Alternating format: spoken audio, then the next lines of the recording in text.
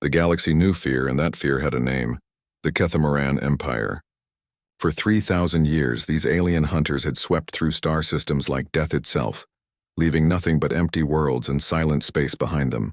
They were not conquerors who wanted slaves or resources. They were not traders seeking profit or explorers mapping the unknown. They were hunters, and every living thing in the galaxy was their prey. Captain Zarthek stood 8 feet tall on the bridge of his warship, the Bloodclaw. His reptilian skin was covered in natural armor plates that had turned black with age and countless battles. Scars crisscrossed his massive frame, each one a trophy from a hunt that had ended in victory. His eyes glowed red in the dim light of the bridge, scanning the tactical displays that showed the burning remains of another world. The planet below had once been home to the Veltari, a peaceful species of crystal-based life forms who had built cities that sang with harmonic frequencies. Their technology was advanced, their culture rich, their art beautiful. None of that mattered now. The cities were melted slag, the harmonies replaced by the crackle of radiation, and the last of the Veltari had died screaming 3 hours ago. "Commander," hissed his lieutenant, Sektar, through rows of needle-sharp teeth. "The harvesting teams report complete elimination of all Veltari specimens. Total population count 4.7 billion. All terminated." Zarthek's mandibles clicked in satisfaction. Another species added to their collection. Another trophy for the great hunt that had lasted 3 millennia. The Kethmoran Empire had no interest in preserving lesser species. In their philosophy, the universe belonged to the strongest, and they had proven themselves the ultimate survivors by eliminating every competitor they encountered. The bridge crew worked efficiently around him, their clawed hands manipulating controls that had been grown rather than built. Kethmoran technology was as organic as they were, ships and weapons that lived and breathed and hungered for battle. The Bloodclaw itself was more creature than machine, its hull rippling with muscle fibers that could reshape the vessel's form for maximum efficiency in combat. "Status report on our scout fleets," Zarthek commanded. "Fleet 7 reports the elimination of the Zankori in the Epsilon sector. Fleet 12 has completed their hunt of the Mordane colony worlds. Fleet 3 continues tracking the refugee ships from the Altair system." Sektar paused, his reptilian features showing something that might have been excitement. "And Fleet 9 has discovered something interesting in the outer spiral arm." Zarthek turned his massive head toward his subordinate. In all his centuries of hunting, few things surprised him anymore. Most species followed predictable patterns when faced with extinction. They either fought with primitive desperation, fled to the edges of known space, or simply surrendered and waited for death. None of these responses had ever saved them. "Define interesting," the captain growled. "A new species, Commander. They call themselves humans. They inhabit a single world in a system they designate Sol. Our long-range sensors detect a population of approximately 8 billion individuals. The numbers were impressive, but not unprecedented. The Kethmoran had hunted larger populations before. What mattered was not quantity but quality. A species might number in the trillions, but if they lacked the fighting spirit, the hunt would be over in days. "What is their technological level?" Zarthek asked. "Primitive by our standards, but advancing rapidly. They have achieved basic spaceflight and have established small colonies on nearby worlds. Their weapons technology is kinetic-based, chemical explosives and projectile systems. They show no signs of energy weapon development or faster-than-light travel." Zarthek felt his predatory instincts stirring. A species on the verge of becoming a spacefaring civilization always provided the best hunts. They had enough technology to mount interesting resistance but lacked the advanced weapons needed to pose a real threat. It was the perfect balance between challenge and inevitability. "Have they detected our scout ships?" "Negative, Commander. Fleet 9 maintains position at the edge of their system, well beyond their sensor range. The humans remain unaware of our presence." This was standard Kethmoran procedure. They studied their prey before the hunt began, learning their strengths and weaknesses, their social structures and military capabilities. Knowledge was a weapon as sharp as any claw or fang. "Show me their world," Zarthek commanded. The main display shifted to show a blue and green planet orbiting a yellow star. Clouds swirled over vast oceans and land masses covered in what appeared to be vegetation. Cities sparkled like jewels across the night side of the world, their lights creating intricate patterns that spoke of complex civilization. "Interesting," Zarthek mused. "They appear to have achieved global unity. Most species at this technological level are still fragmented into tribal territories. Our analysis suggests otherwise, Commander. The humans remain divided into multiple political entities. However, they have developed communication networks that span their entire world. When they detect our arrival, word will spread to their entire population within hours. Zarthek's lips pulled back in what his species considered a smile, revealing rows of predatory teeth. This was even better. A unified species might coordinate an effective defense, but a fragmented one would waste precious time arguing among themselves while the hunt began. History had shown that political divisions were always fatal when faced with external extinction. What of their military capabilities? Extensive for their technological level. They maintain large standing armies and have developed weapons capable of destroying their own world several times over. However, all their warfare doctrine is focused on fighting others of their own species. They have no experience with orbital bombardment or xenocide protocols. The Kethmoran Empire had perfected the art of exterminating species over 3,000 years. They knew exactly how long it took to break the will of different types of civilizations. Aggressive species fought hardest but burned out quickly when faced with overwhelming force. Peaceful species often surrendered immediately, but sometimes produced unexpected resistance when cornered. The key was applying just enough pressure to make the hunt interesting without allowing the prey any real chance of survival. "Prepare the fleet for translocation," Zarthek ordered. "We hunt." The bridge crew moved with practiced efficiency. Orders flowed through the ship's living communication networks to the engine chambers, where massive organs began generating the energy needed to fold space. The Bloodclaw was not alone. 300 ships of various sizes surrounded it, a hunting pack that had never failed to bring down their prey. As the ships prepared to leave the Veltari system behind, Zarthek allowed himself a moment of anticipation. The humans would provide sport, of that he was certain. Their large population and global communication networks would ensure that the fear spread quickly when the hunt began. Their primitive but numerous weapons would create enough resistance to make victory satisfying, without posing any real danger to his forces. In 3 days, the Kethmoran fleet would emerge from hyperspace above Earth. The greatest hunt of Zarthek's career was about to begin. He had no way of knowing that this time, the prey had been watching the hunters for much longer than anyone realized. Dr. Lisa Morgan was having coffee in her office at the Global Defense Initiative when the alarm started screaming. She had been reviewing satellite data from the outer solar system, looking for asteroids that might threaten Earth, when every screen in the building turned red and began flashing urgent warnings. The coffee cup slipped from her hands and shattered on the floor as she stared at the impossible readings on her monitor. 300 alien ships had just appeared at the edge of Earth's solar system, their massive forms blocking out stars as they moved toward the inner planets with purpose and coordination that spoke of military precision. Each vessel was larger than anything humanity had ever built. Their organic curves and weapon-covered hulls unlike any design in human imagination. Lisa grabbed her emergency communicator and opened a channel to every major government and military installation on Earth. Her voice was steady despite the terror clawing at her chest as she spoke words she had hoped never to say. "This is Dr. Morgan at GDI Command. We have confirmed contact with hostile alien forces. All military units implement Protocol 7 immediately. This is not a drill." Protocol 7 was humanity's worst-case scenario plan, developed by paranoid military minds who had spent decades wondering what would happen if Earth ever faced an extinction-level threat from space. Most people had thought it was a waste of resources, but today those paranoid minds looked like prophets. General Jake Collins received the transmission at NORAD, deep beneath Cheyenne Mountain in Colorado. The weathered soldier had fought in 3 wars and seen enough death to fill several lifetimes, but nothing had prepared him for the sight of alien warships approaching Earth with obvious hostile intent. His hands moved across control panels with practiced efficiency as he activated emergency protocols that would mobilize every military force on the planet. "Get me the president," Collins barked at his communications officer, "and patch me through to Moscow, Beijing, London, and every other nuclear power on this planet. If we're going to die, we're not going down quietly."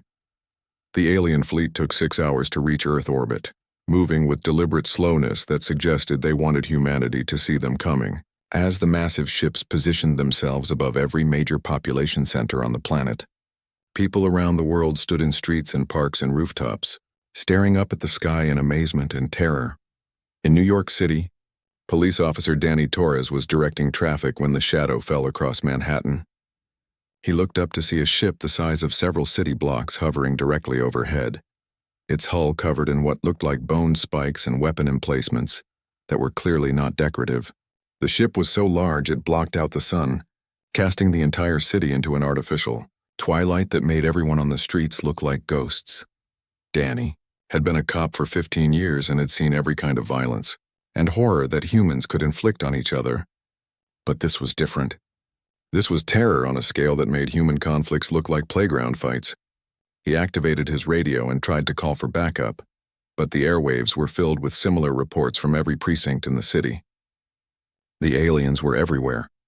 The first hunter pods landed in Central Park just as the sun was setting. Danny was among the first responders to reach the scene, his patrol car racing through streets filled with panicking civilians who were running away from the landing sites. When he arrived at the park, he found that the aliens had carved a perfect circle of destruction in the middle of the green space, their landing craft having burned away trees and grass in a pattern that looked almost ritualistic. What emerged from the pods made Danny's blood turn to ice in his veins.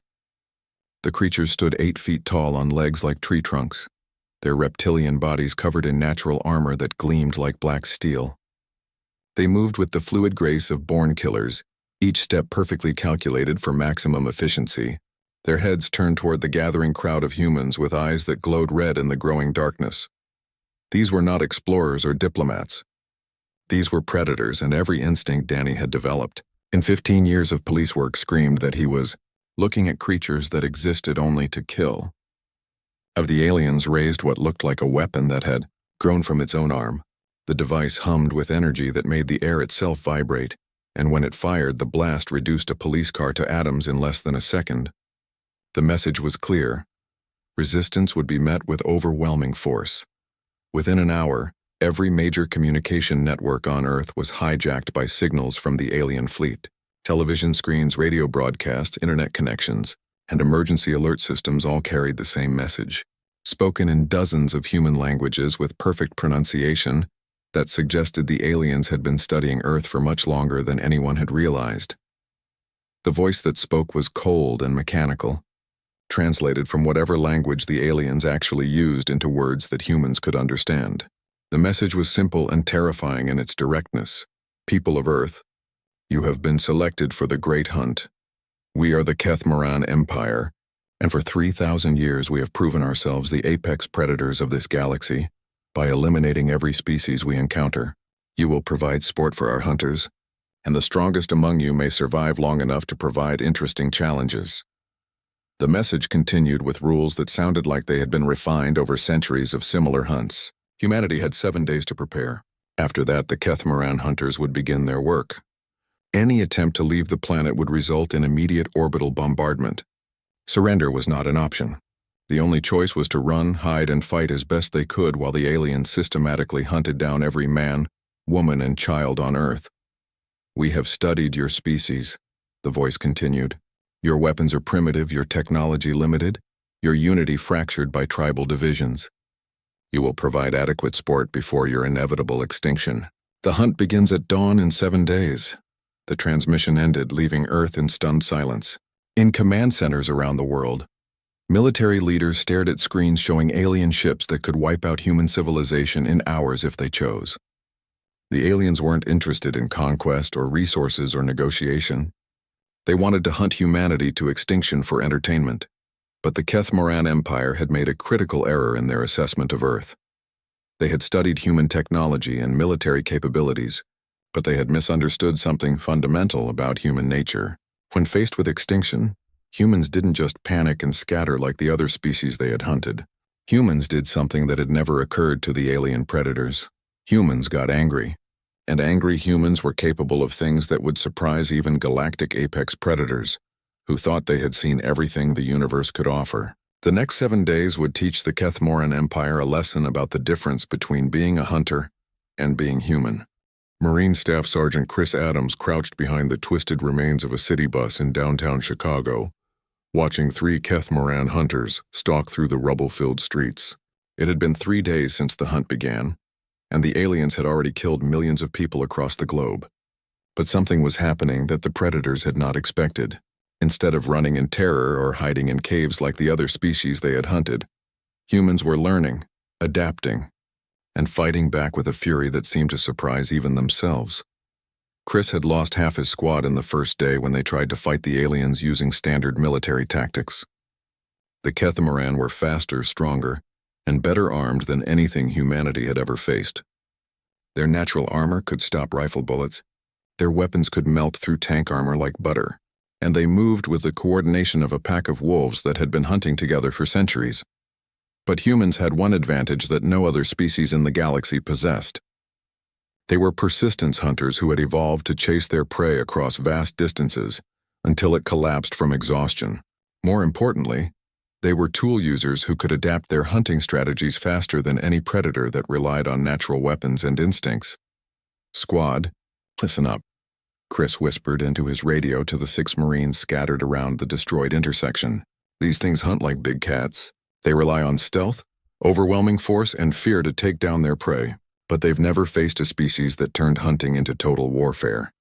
The trap they had set was simple but effective. The aliens expected their human prey to scatter when cornered, just like every other species they had exterminated. Instead, they found themselves surrounded by humans who had studied their movement patterns, learned their weaknesses, and prepared accordingly." Chris watched as the lead Catamaran hunter paused in the middle of the street, its massive head turning back and forth as it scanned for signs of life. The creature's red eyes glowed in the dim light filtering through the smoke and dust that filled the air above the ruined city. It was magnificent and terrifying, 8 feet of perfectly evolved killing, machine that had survived 3,000 years of galactic warfare, was also about to learn why humans had conquered every predator on their own planet, and driven most of them to extinction. "Now," Chris said quietly into his radio. The explosion came from beneath the alien's feet as buried charges detonated in perfect sequence. The Catamaran hunter disappeared in a cloud of concrete dust and shrapnel, its natural armor no match for high explosives placed with surgical precision. The other 2 aliens spun toward the source of the blast, raising their bioweapons to return fire, but they were already too late. Marines opened fire from 6 different positions simultaneously, their bullets targeting the joints and gaps in the alien's armor that Chris's team had identified during 3 days of careful observation. The Catamaran were tough, but they were not invincible, and concentrated rifle fire could bring them down if applied in the right places. One alien managed to return fire, its weapon melting a hole through the concrete wall where Marine Corporal Jenny Martinez had been hiding. But Jenny was no longer there. She had moved the moment the shooting started, using tactics that every human soldier learned in basic training, but that had never occurred to aliens who relied on overwhelming individual superiority. The second alien fell when Sergeant Pete Johnson detonated a remotely controlled explosive device that had been disguised as debris. The creature's dying scream echoed through the empty streets, a sound of rage and confusion that spoke of a predator encountering something it did not understand. Meanwhile, in a hardened bunker 300 feet beneath the Pentagon, General Susan Blake coordinated a global resistance effort that was unlike anything in human history. Every military force, intelligence agency, scientist, and engineer on the planet was working toward a single goal: turning Earth into a death trap for the galaxy's most feared predators. "Report from all sectors," Blake ordered her staff officers, who were monitoring feeds from battle zones around the world. "European Command reports successful elimination of hunter teams in London, Paris, and Berlin using coordinated explosive traps," reported Colonel Mike Thompson. "Casualties are heavy, but kill ratios are improving as our forces adapt their tactics." Asian Command confirms similar results, added Colonel Kate Williams. "Chinese and Japanese forces have developed effective anti-armor tactics using modified anti-tank weapons. Indian forces report success using coordinated swarm attacks against isolated hunter groups." Blake nodded grimly as she studied the tactical displays showing the global situation. Humanity was losing the war in terms of raw casualties, but they were learning faster than the aliens had anticipated. Every encounter provided new information about Catamaran weaknesses, and that information was being shared instantly across the globe through communication networks that the aliens had failed to completely destroy. "What about our secret weapons programs?" Blake asked. Nuclear physicist Dr. Alan Parker looked up from his computer terminal, where he had been analyzing captured Kethmaran technology around the clock for 3 days. What he had discovered could change everything, but it would require a level of technological adaptation that had never been attempted before.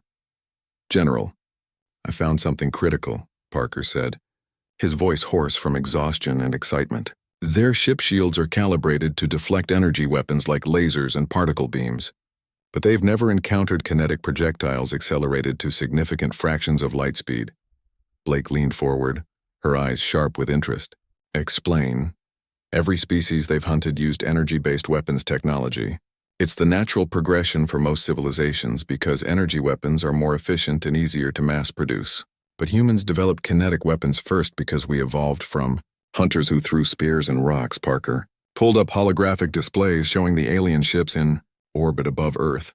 If we can build railguns large enough and power them with nuclear reactors, we could accelerate tungsten projectiles to velocities that would punch right through their shields. The aliens have never faced kinetic bombardment because no other species was crazy enough to build weapons that large.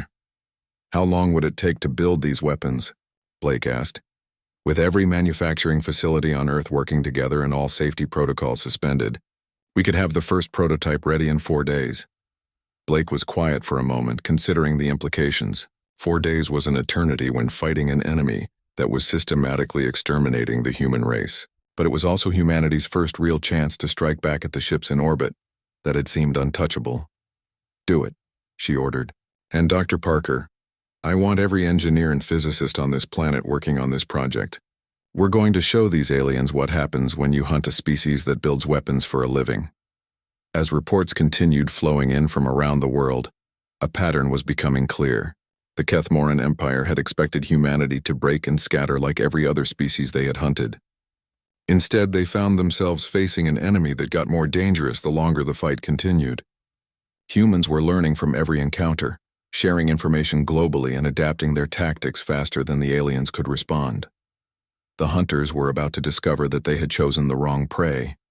Captain Zarthek stood on the bridge of the Bloodclaw, staring at reports that made no sense according to everything the Kethmoran Empire had learned about hunting lesser species over 3,000 years. His hunting fleets should have eliminated most of the human population by now, but instead they were reporting casualties that were impossible for such primitive prey to inflict.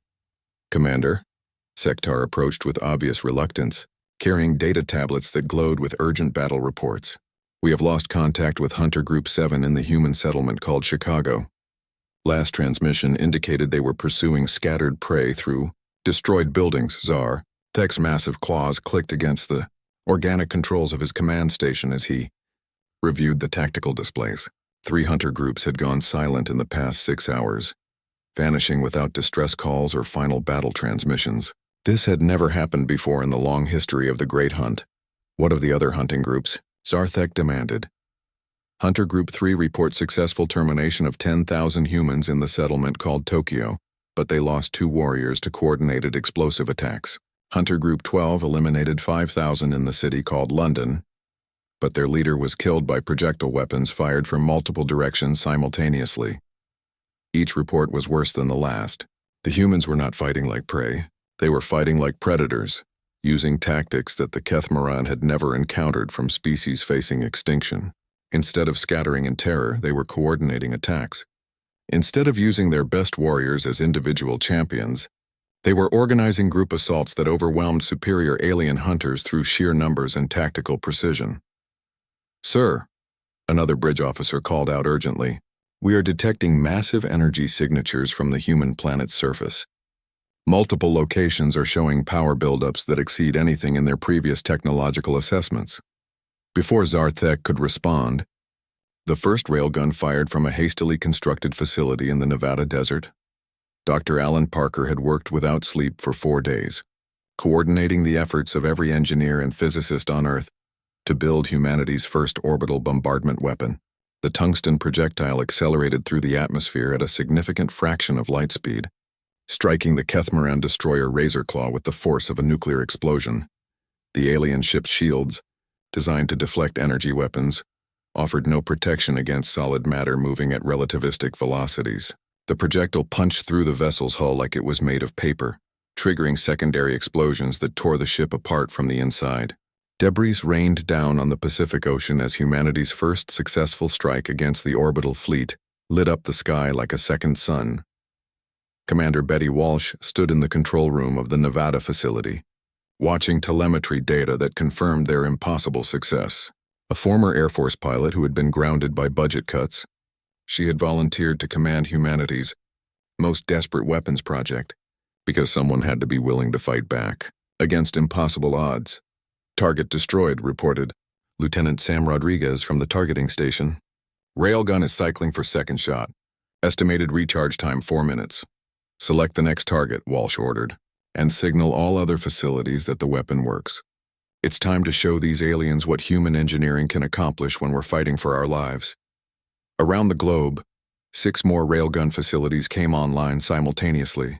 Each weapon represented the combined industrial output of entire continents, built with technology that humans had developed in 4 days out of desperation and fury.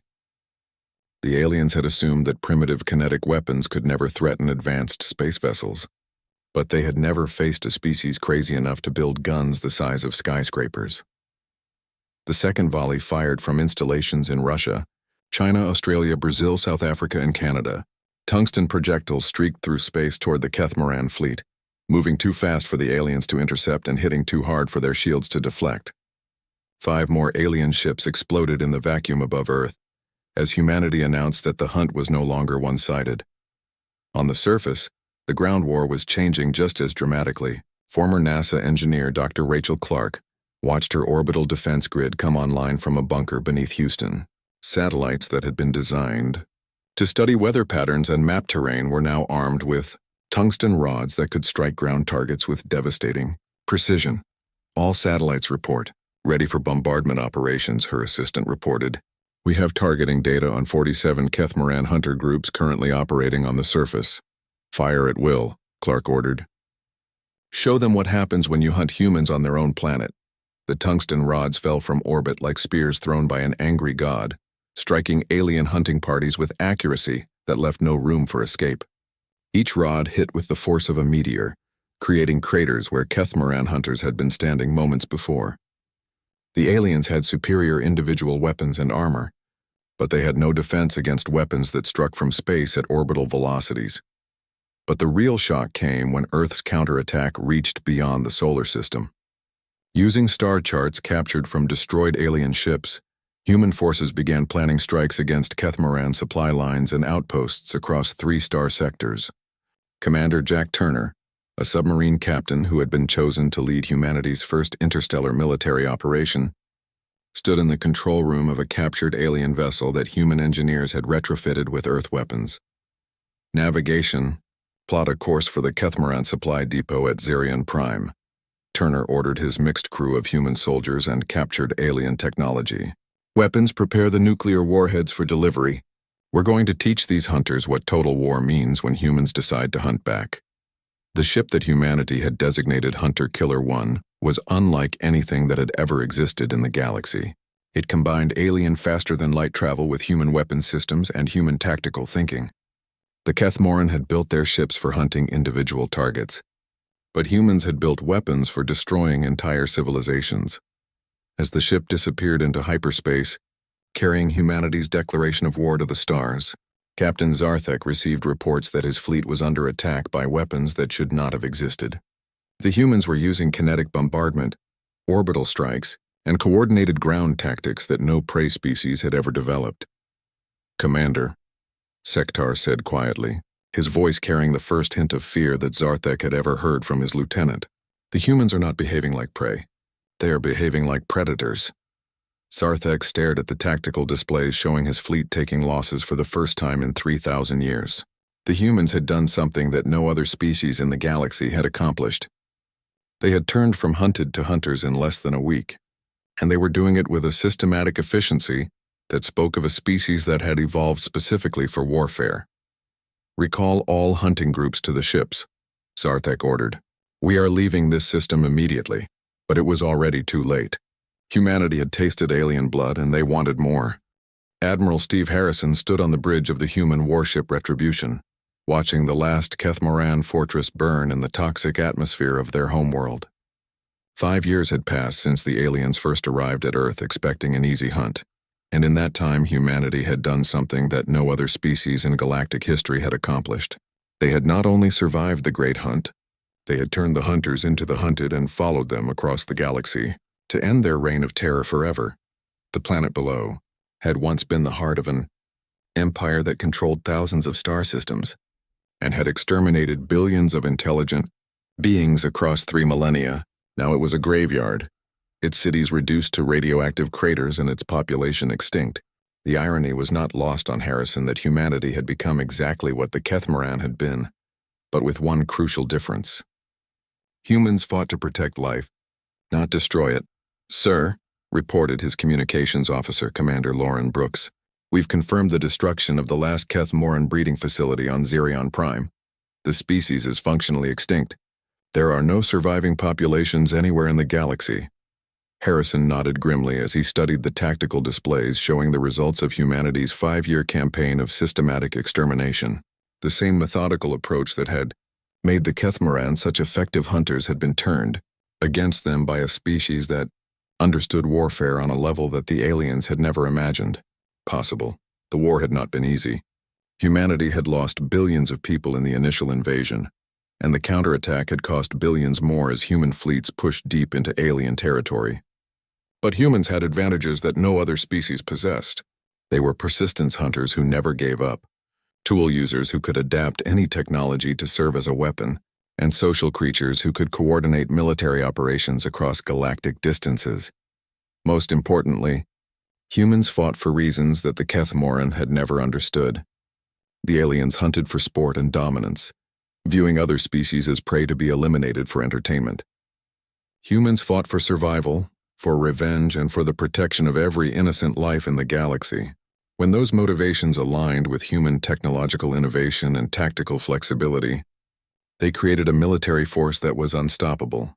Dr. Lisa Morgan, now Director of Xenobiological Research for the United Earth Government, was documenting the final stages of the war for the historical record. She had been one of the first humans to detect the alien invasion 5 years ago, and she had lived to see humanity emerge as the galaxy's new dominant species. The Kethmoran believed they were apex predators because they had never encountered persistence. "Hunters," she dictated to her recording device while reviewing data from the final battles. They killed for sport and to prove their superiority over other life forms. Humans kill for survival and to protect what they love. When those motivations combine with human ingenuity and tactical coordination, there is no force in the galaxy more dangerous. The transformation of humanity during the war had been remarkable to witness. In 5 years, humans had gone from a single-planet species with primitive space technology to a galactic superpower with faster-than-light travel, energy weapons, and a military doctrine that emphasized total warfare. They had learned to think on scales that encompassed entire star systems and to wage campaigns that lasted for years across thousands of light-years. Captain Danny Torres, the former New York police officer who had witnessed the first alien landing, now commanded the peacekeeping vessel New York above the liberated world of Veltar Prime. The crystal cities of the Veltari had been rebuilt using human engineering combined with alien technology, and the surviving refugees had returned to their homeworld under human protection. "This is Captain Torres of the United Earth Peacekeeping Force," he transmitted to the assembled fleet of human warships and alien refugee vessels that filled the system. "The war is over. The Kethmoran Empire is extinct. We are here to ensure that no species will ever again terrorize the galaxy as they did." The message was broadcast simultaneously to dozens of star systems where human forces were working to rebuild civilizations that the aliens had nearly destroyed.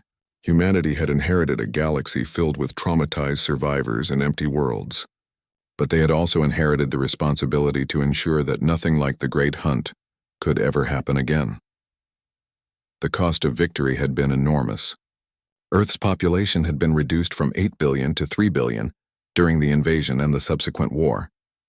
Entire human cities had been evacuated and converted into military production facilities. The planet's environment had been damaged by weapons testing and industrial expansion. But humanity had survived, and in surviving they had saved every other species in the galaxy from extinction. General Susan Blake, now Supreme Commander of Human Military Forces, reviewed casualty reports from the final campaign against the Kethmoran homeworld. The numbers were staggering in their scope, but they represented something that had never existed before in galactic history. For the first time in 3,000 years, the galaxy was free from the threat of systematic extermination. "The irony is not lost on any of us," Blake said during a staff meeting aboard the command ship. "We became what was necessary to stop the monsters, but we chose not to become the monsters ourselves. The Kethmoran hunted for pleasure and dominance. We hunted to protect the innocent and ensure galactic peace. The difference was crucial and would shape how humanity used its newfound power in the years to come." Human military doctrine emphasized protection over conquest, cooperation over domination, and the preservation of life over the accumulation of trophies. Where the Kethmoran had seen other species as prey to be eliminated, humans saw them as allies to be protected and civilizations to be rebuilt. As the last human fleets departed from Kethmoran space, leaving behind empty worlds that would serve as monuments to the dangers of unchecked predation, Admiral Harrison composed humanity's first official message to the galactic community. The transmission would be broadcast from every human ship and station across dozens of star systems, announcing the emergence of a new era in galactic history. "This is Admiral Harrison of the United Earth Space Command, speaking for all of humanity and our allied species. The Kethmoran Empire is extinct. Their 3,000-year reign of terror across the galaxy has ended. We are here to protect the innocent, defend the weak, and ensure that no species will ever again face extinction at the hands of galactic predators." The message continued with promises of cooperation, offers of protection, and invitations for peaceful contact with any surviving civilizations. Humanity had learned that the galaxy was a dangerous place filled with species that viewed others as enemies to be eliminated.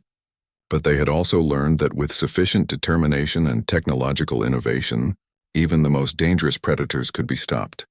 Years later, children across dozens of worlds would learn about the species called humans in their history classes. They would hear stories about the prey that became predators, the hunted who became hunters, and the peaceful people who became the galaxy's most feared warriors when they had no other choice. But most importantly, they would learn about the species that had chosen to use their power to protect life, rather than destroy it. The Kethmoran Empire was extinct, but their legacy lived on in the species they had failed to destroy. Earth had taken their place as the apex predator of the galaxy, but humanity wielded that power as guardians, rather than destroyers. In the end, the greatest hunters in the galaxy had discovered that there was indeed a species superior to them, one that hunted not for pleasure or dominance, but for the survival of all life itself.